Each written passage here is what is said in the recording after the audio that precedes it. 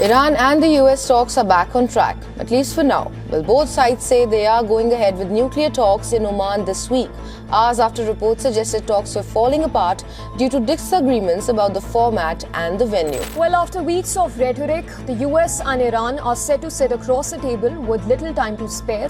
President Donald Trump has issued a stark warning, that is, to reach a deal or face the fallout. White House says talks with Iran are still on course, even as two incidents in the West Asia waters threaten to derail the planned meeting. Why these talks matter right now.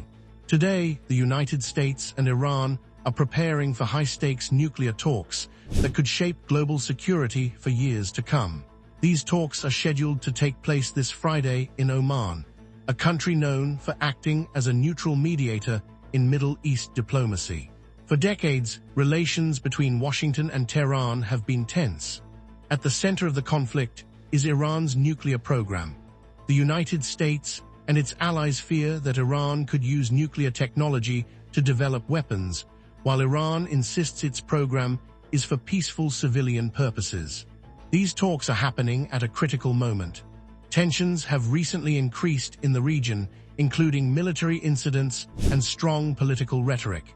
Because of this, even a small diplomatic breakthrough could help prevent further conflict, while failure could increase instability across the Middle East.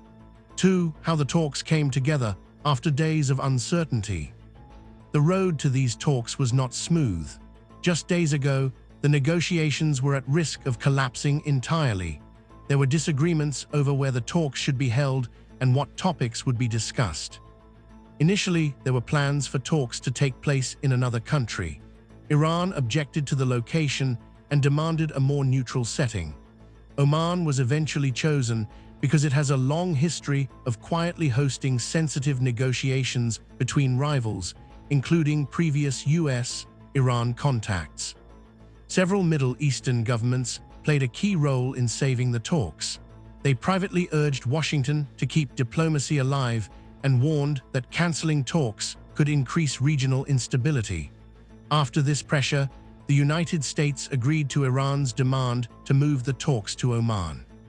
These discussions are now focused mainly on Iran's nuclear program, rather than a broader list of political or military issues.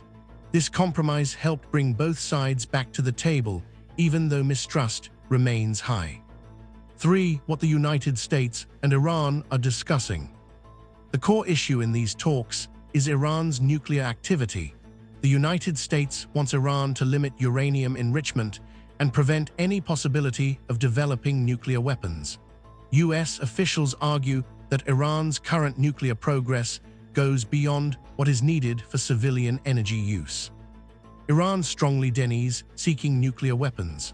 Iranian leaders say they have the right to peaceful nuclear technology under international law, and that sanctions imposed by the US have unfairly damaged their economy. During these talks, the United States is expected to push for strict monitoring and limits on nuclear enrichment. Iran, on the other hand, wants relief from economic sanctions and international recognition of its nuclear rights. At the same time, Iran has made it clear that it does not want the talks to expand into other issues, such as its missile program or regional alliances. This difference in expectations could make negotiations difficult and slow. Despite these challenges, both sides see talks as preferable to confrontation. Military escalation would be costly and risky, not only for the US and Iran, but for the entire region.